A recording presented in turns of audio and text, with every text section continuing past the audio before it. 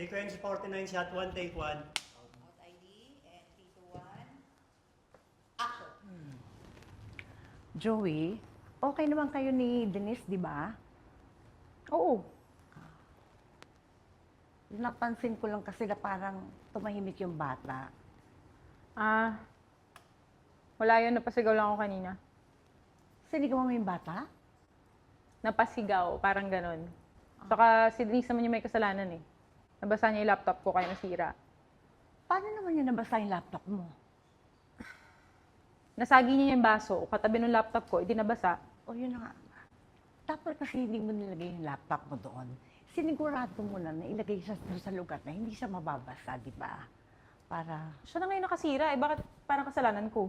Oh, hindi. Wala akong sinabing kasalanan mo. Ang sinasabi ko lang, sana nailagay mo na yung laptop mo doon sa dapat mong paglagyan. Di ba? Para hindi naging makalat, hindi magulo. Makikita mo kagad yung gamit mo. Sandali lang parang may laman na kasi yung sinasabi mo eh.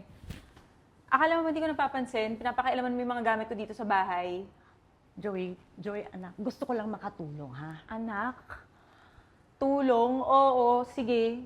Pwede ka tumulong, pero hindi sa akin. Okay? Sa kanya pwede, sa akin hindi. Hindi sa buhay ko, hindi kita nanay.